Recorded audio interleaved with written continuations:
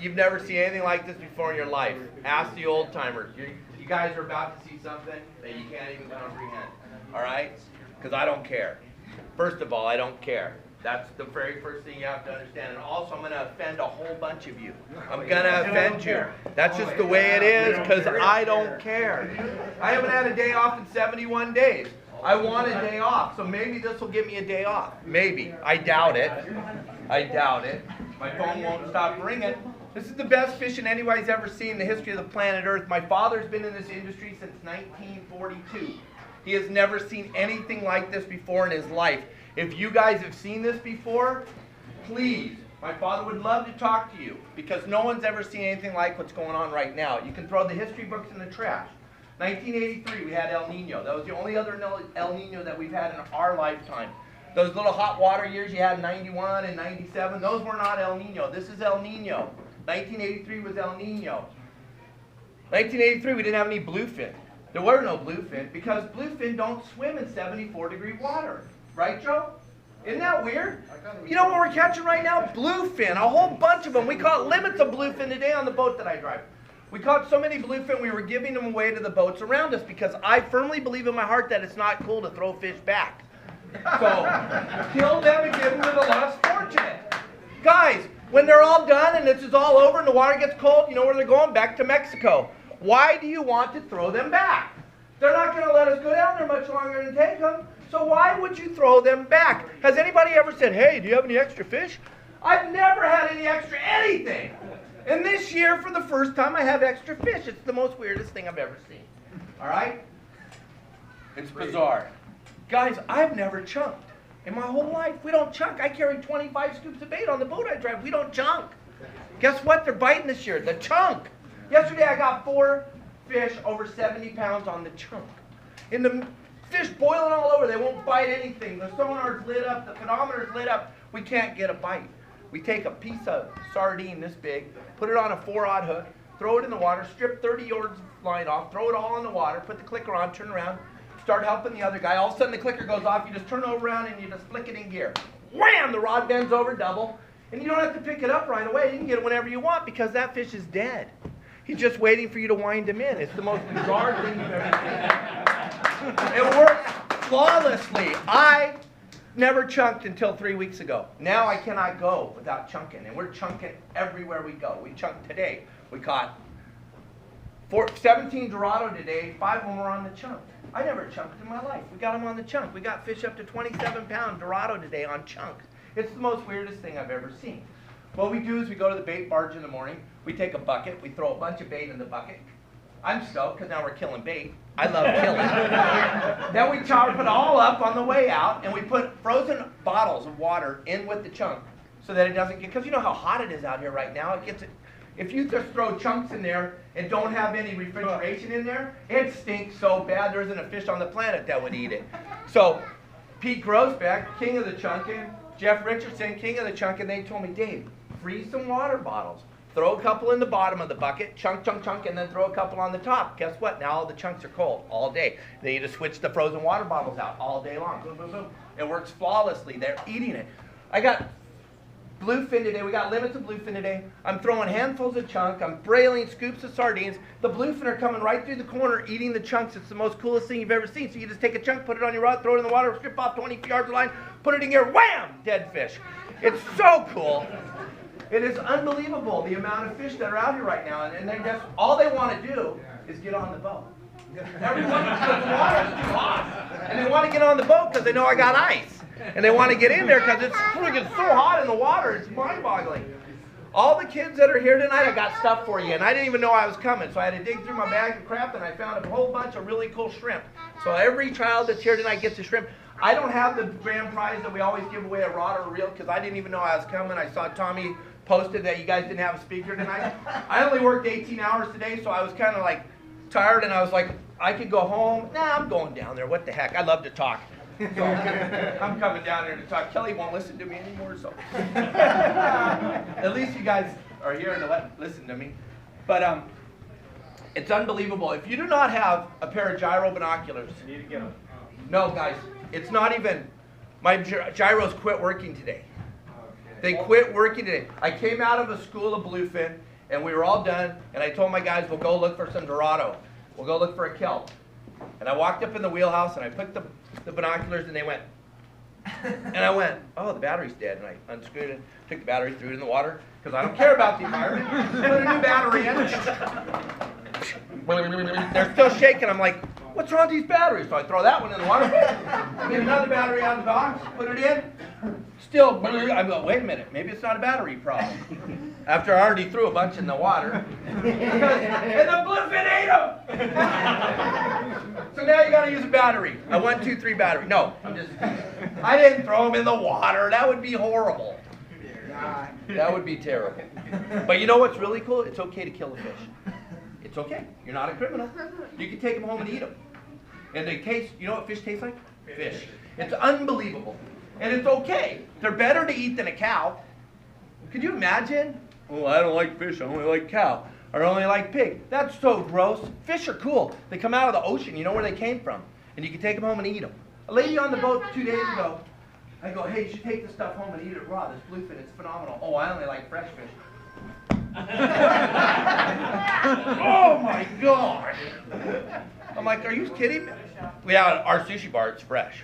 You didn't just watch me cut this? 3 hours ago I gapped it out of the ocean?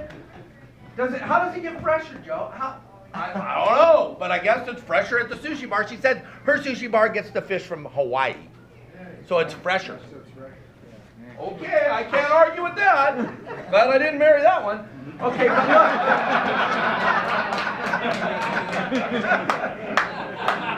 I don't care. yeah, I do not care. I really don't. Okay? All right. I told you it was going to be unbelievable. You've never seen nothing like this before. And I get to speak all over the place. People beg me to come and speak. Isn't that wild? I'm on the radio every Sunday morning, too. Holy mackerel. Okay, so these things change the whole world. And I know they cost $5,000, and I know that's a phenomenal amount of money, but you know what? Have you guys ever put gas in your boat? Yeah, it costs a fortune. Every time you put gas in your boat, that's another payment for these. When you have these, you don't miss, ever. We don't miss. We don't miss. You might lose all the fish that I find you, but we don't miss. We find fish miles away. I found that bluefin today. The Clemente, the Sunfun, the Helena, they wouldn't even have fish in their fish count today if I hadn't have found those bluefin with these 4 miles from where we were all fishing. Then they all followed me over there and we all slayed them. These are the changed the game, guys. I saw the Dorado on the kelp patty 6 miles off the domes this morning as I was going down there.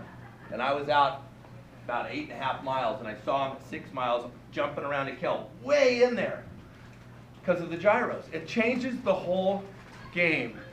You've got to get a pair, not stabilized binoculars. Those are not gyros.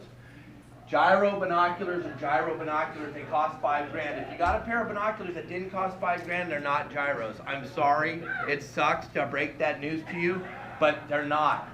But if you don't have these, and then you go out with these, no, these are not broken. I just bought these on the way down here because mine are broken and they're on their way. I got in, went to UPS, dropped them in the mail, ran back down, filleted all the bluefin, then jumped in my car and went and bought these from Jimmy King's Mill on the way down here.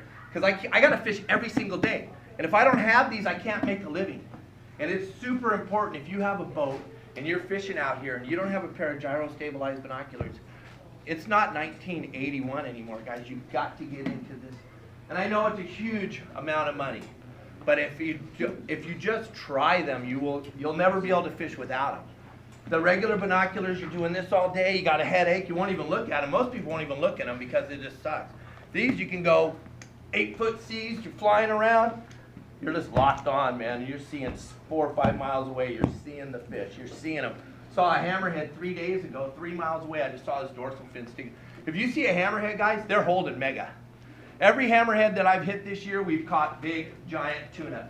Every single hammerhead is holding mega tuna. You slide up in front of them. When you slide, turn the boat off and braille bait on his back. And you won't even believe what you're about to see. It's like someone's dropping bombs around the boat. It's mind-boggling. Every single hammerhead is holding. Here's the theory. I don't even care about that hammerhead anymore. Here's what the theory is. Steve Lasley, myself, Grossbeck, Manzer, here's what we think. Maybe it's wrong. There's a reason why yellowfin tuna have such a pointy nose. We think it's because they slam those hammerheads in the belly all day long. They're swimming with them all day. They're swimming with them all day. I see it on the sonar. When I see the hammerhead, I hit it with the sonar. You see all the tuna on them. The hammerhead, you know, if you could catch one, he wants to eat them. So why would you swim with them? Because they're pounding on his belly, and every time he throws up, they eat all the food. Every single fish that we're catching right now is full of red crabs. That's all they got to eat right now. There's nothing out here. The bait boats are having a heck of a time catching bait. Every tuna that we catch, when you clean their bile, if it isn't your sardines that you fed them, it's red crabs. There's no nutritional value in that red crab. Those poor fish are starving to death right now. They've been out here since May. We've been watching these fish since May. They finally started eating now because they're starving to death. Remember we all slid on bluefin in May and June and they wouldn't bite? Now when you slide into a school of bluefin, they're biting. They're starving. They ate all the sardines, they ate all the sours, they ate everything. All they got left is red crabs and our bait in our bait tank. And they're biting. So we think that the yellowfin are pounding on those hammerheads, knocking the food out of their mouth and eating it. That doesn't make any other sense. What else would they be doing? The hammerheads aren't finding anything to eat. I haven't seen one hammerhead out there swimming around eating. They're all cruising around looking for something. Then when you hook up and you start killing tuna and you got blood oozing out of the boat, then they come right to the corner and try to eat your tuna. They can't catch a tuna. Those tuna are way too fast. Those hammerheads aren't catching them. That's not why they're swimming around. They're swimming around out there waiting for somebody to hook a fish so they can come over and eat it. But those yellowfin are pounding on that hammerhead all day long. So if you see a hammerhead and you're not throwing bait on, or maybe you don't have a big bait tank, well then throw the bait on the end of your pole on his back and watch what happens. It's mind-boggling. The hammerhead won't eat your sardine. He doesn't want it. Maybe, I know, your sister's brother's cousin caught one on a sardine once, and that's great. But if you try it, if it's a live sardine, you throw it at the hammerhead's back, I'll bet you 9 out of 10 times you get a yellowfin. The bluefin aren't swimming with them, but the yellowfin are, and they're all big. Yesterday, 3 days ago, we didn't hook anything under 70 on the hammerhead. Everything's gigantic. When you braille the scoop and you see an explosion, you're like, oh, hope we don't, oh shoot, we're bit. Because you really don't want, I don't want a 70-pounder. My back. Because my guys can't finish it off. They all give up. Oh, here we go. I don't want to finish. I don't even want to touch the dang thing, but I'll kill it for you. But I don't really want to pull on it. Those things pull too. You know what I like doing? Setting the hook and handing you the pole. Here you go. Wing! There you go. Have a nice day. Wing! Off you go. But you got to get a pair of stabilized binoculars. It's the coolest thing in the world. Do we have a pole that's set up? No? Okay, well check it out. Here's what we're doing. We're putting the rod in the rod holder. We're putting the reel. The rod's in the rod holder, it's just setting there. Then we're going to the tip of the rod, and we're grabbing the line, and we're pulling it out on the clicker. You can't fish a chunk like this with the pole in your hand. You can't, because the chunk won't sink. You know the handfuls of chunk you throw in the water? They're all sinking with the current. They're sinking. If there's a chunk on the end of your rod and you're holding it, it's not sinking with the other chunks. Those tuna won't eat the one that you're holding. But if you can pull a bunch of line off and have slack, and it's sinking with the other chunks, the minute it gets tight on here, and the lines and the pole starts to bend a little bit from the chunk, you're not chunking anymore. Now you're just wishing. You're not going to get a bite. You have to wind it up, start over again, or you have to let out some more line. You have to pull the line out, throw it on the water. If you're using braid, 9 out of 10 times it's going to tangle itself up. It's really hard to chunk with braid because when you pile it all up on the water, it comes up a big tangled up mess. Mono's way easier. We found if you just chunk with mono, throw the mono on the water, it kind of keeps itself from tangling up. But if there's any drag on the chunk at all, you won't get bit. It's weird, but it has to look natural like all the other chunks that are flying through the water column. They're all sinking together. Throw a handful of chunks, pull your chunk out. Every once in a while, just throw one on the corner. When you're chumming, and I'm just trying to help. You can do whatever you want. I don't care. Doesn't change what I'm going to do tomorrow. But I watch you guys out there. I'm out every single day. And I know some of you have been by my boat. I just know it. Maybe I don't know it, but I know it. I watch you guys chum, and it's mind-boggling to me that no one knows how to chum. And I know you probably do, but nobody else here does. Okay? You, yeah, the guy that catches all the big whoppers. But look, you're out there. And your lines are going this way. The boat's going this way. Your lines are going this way. You have to throw the chunk, the live bait, whatever you can, as far as you can that way. The boat's drifting this way. You have to throw the bait as far as you can that way. Fish boils right here. Don't throw chum at, you all do it. Oh, boil! Woo! Woo! What are you doing? He already boiled. It's over. You know why he boiled there? Because you threw over here. He's boiling next to the side of the boat because you're chumming the right way. But the moment you guys see a boil, you get all, throw bait at it. No, no. Throw the one on the end of your line at it. It's mind-boggling. If you throw the one on the end of your line at the boil, guess what you get? A fish. It's weird. And then we can kill it. But you guys, when you see a boil, you blow, I watch you in the gyros. I'm like, there's a boil. Ah, there's a boil. Ah, ah, ah, ah. What are you doing? You went out to go fishing, right? So you should have thought there would be a boil. My guy, 2 days ago, I cast him out of sardine. I hand him the rod because he wants the rod the minute the bait hits the water. He doesn't know what he's doing, but he wants the rod. He's trying to rip it out of my hand as I'm casting. He can't cast, but he's trying to rip the rod out of my hand as I'm casting. I don't want to fish. You know what I want to do? Lay at home and watch TV. But I haven't figured out how to make money doing that. So I have to fish. But I don't want to. Shoot, I don't even want to do anything. I just want to lay down. But look, I throw the guy's line in the water. I forgot where I was.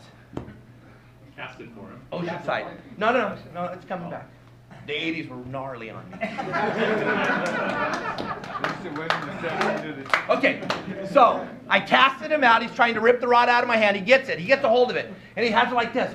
And then the line just starts taking off like it's tied to the back of a car. And he goes, wham! Bam! I go, what'd you do that for? He goes, I didn't know I was going to get a bite. That's why we threw the line in the water, right? Right? We threw the line in the water because we wanted to get a bite, right? I thought. I don't know. He didn't know he was going to get a bite. He obviously had never fished with me before. He's been out by himself, or maybe some of you guys, you didn't know that they actually bite. Guys, when the fish starts to take the string off your reel, when it starts to take it off the reel, that's good. It's not bad, but you must think it's horrible, because the first thing you do when the line starts to go is you stick your thumb on there. You go, you gotta slow him down, you gotta think. What happened? Well, you stopped it. There's only two things that can happen. You're going to burn the hell out of your thumb, the heck out of your thumb, or the line's going to break. Those are the only two things that will happen when you put your thumb there. There's no reason ever to put your thumb there. Never, ever, not even once. Never, ever, ever, ever, ever, never, ever, ever, ever. You don't put your thumb on it, ever. Your index finger goes on the spool. Your thumb goes on the trigger. If you know how to hold it. If you know how to hold it. If you don't know how to hold it, you're going to do it with your thumb back here. Then when you get a bite, you got to figure out how to get this hand up here, this hand over here. But if you hold it the right way, like the pros do, our left hand goes in front of the reel. Our index finger goes on the spool. Our thumb goes on the trigger. When the line starts to disappear from the reel, we push this lever forward, we put our hand here, and we bend the pole. It's the most mind-boggling thing you've ever seen. I don't know why it's so hard. It's probably the easiest thing in fishing, but it's the very most hardest because nobody can do it. You guys, you throw out your line, you put your thumb here, you put your other hand in your pocket, and you go, hey, the line's starting to take off. Hey, the line's, oh yeah, I gotta, bam! Oh, that didn't work. Guys, if you just take this left hand and put it up here, and you put your index, there is nobody, not even you, that could get your thumb on that spool if your hand's right here. You can't. It doesn't happen. Because your hand's on the crank, and your other hand's up here. You can't get your thumb there. It's so cool. If you guys could figure this out, you'd never lose another fish for the rest of your life. You wouldn't. But you can't. You all panic. The minute the line starts to go off the reel, you guys all panic. Either you start jerking the living bejesus out of this thing. For what? I don't know. Because you know what? When that tuna bites your bait and he's doing 80 miles an hour the opposite way and you flick it in gear, the hook's set. It's set. He didn't have nothing to do with it. He did it. You don't have to do the, oh, he's gone. Yeah, because you just ripped the hook out of his face. He had it. You had him. And then you start setting the hook like your whole life, like Michael Folks is filming you. You're like, whoa. What happened? You ripped the hook out. The thing's taking off. You click it in gear, and you hold the pole, and the whole pole will bend. It'll be awesome. It'll just grab the tip. Watch this. It'll do this. That is good. When this happens, that's cool. When this happens, that sucks. Cool. Suck. Here's what I saw today. I go through this group. There's like 60 boats. My buddy on the boat goes, hey, Dave, there's a bunch of boats over there. I go, oh, I'm tired of saying this, so I'm just going to go. Because when you tell me there's a bunch of boats over there, you know what I say? We're not fishing for boats. Guys, who cares if there's a bunch of boats over there? You know what's cool about a bunch of boats over there? There's none over here. We're going over here. You know why there's a bunch of boats over there? Because there's a bunch of boats over there. They're not catching anything because you're on your boat, none of you did any homework. It's your Saturday, you just go, there's a boat, let's go over there. Let's go, and hey, how you doing? I'm going to fish right here next to you. And then he comes on his boat, and he sees two boats. He's like, oh, there must be something over there. And then he parks there. And then he comes, and he sees 3 boats. Oh my gosh, it must be a party. We better get over there. Now there's 4 boats. Then he comes, now there's 5. Then he comes, now there's 6, now there's 10, now there's 20, now there's 30. And you guys are all sitting there like this. All of you, all 30 boats. Not one pole and all 30 of them are bent. What are you doing? It's the best El Nino in 100 years. I say it on the PA. I drive by, I go, wow, best El Nino in 100 years and your rods aren't bent. That's not good. That's not good. What are you doing? Why are you sitting here? Why are you sitting here? So I took him over there. The guy wanted to go. He was, oh, there's a bunch of boats there. Okay, here we go. We'll go burn 100 gallons of fuel, go look at the boat. Dun, dun, dun, dun, dun. We drive right through the middle of 60 boats. He comes up in the wheels and he goes, Dave, now one of those boats have a fish going. I said, yeah, I know, my binoculars work. Dude, I saw it 4 miles away. You know why there's a bunch of boats there? Because there's a bunch of boats there. There are fish there. Guys, stop fishing for boats. You all do it. You all do it. You know why you do it? Because you don't have a pair of gyros. So you got to get over there and see what they're doing. Well, we better get over there and see what they're doing. I looked at them 4 miles away and saw they weren't doing nothing. So we ain't going over there. We are not going over there. That was grammar. Kelly taught me that the other day. That's rad. I didn't go to school. Can you tell? But look, you got to stop fishing for boats. Perfect example. The other day, I'm running a 70-foot Hatteras with a 30-foot tower. I'm way easier to find than fish or kelp. Way easier. The minute I stop, here you come. I see you all day. I'm like, wow, here they come. I wait till you get there. Stop, shut your boat off, then I leave. But I'll always wait. My boss is like, what are we waiting for? That guy and that guy and that guy. They're coming. Let's wait till they get here. Let them shut off, and then we'll get out of here. Because then that takes them out of the rope, and then I can go find a kelp or some fish. But it was perfect. I'm running. I got a spot. It's about 1.5 miles away. I'm in the gyro. I see the Dorado. One Dorado jumping on it. You know, we call him the snitch. Because he's letting you know that there's a bunch there. The one guy goes, it's always the one that looks like a necktie. But he's giving up all his buddies. We call him the snitch. So I see the snitch, and I'm going, and I'm going, and I'm going. I see this boat. He's not fishing. He's following me. Because he's over there, but he sees me turn. I'm going to kelp, so he turns, he starts running. I'm like, oh, he's going to get to it before me. So I turn over this way.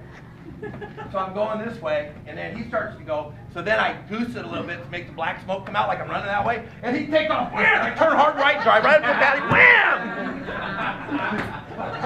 Guys, you got to stop fishing for boats. The guy drove right by the patty, never even looked. Never even looked, man. I'm like, people think it's crazy, but I can drive all the boats from my boat. I do it with the radio all the time, too. You guys, anybody listen to the VHF radio? Oh, no. Yeah? We send them the free. Guys, you got to turn it off. I like it. Leave it on, because I'll drive all your boats. Because here's what you do. You only got it on you only know 2 channels, 72 and 65. We call those the booger eater channels.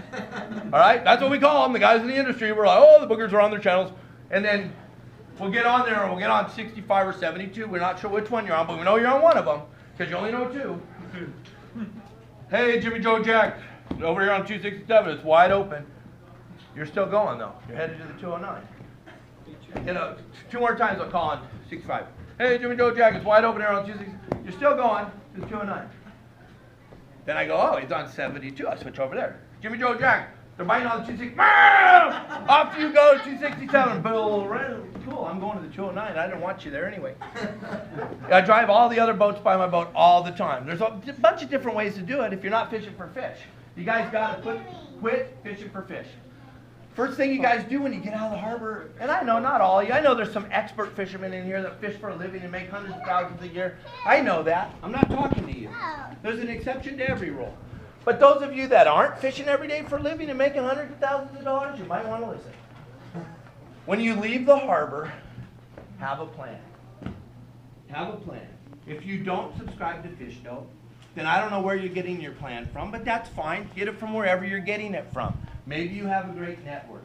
I use Fish Dope all the time, even though I'm one of the main contributors to it, because I cannot be in every spot every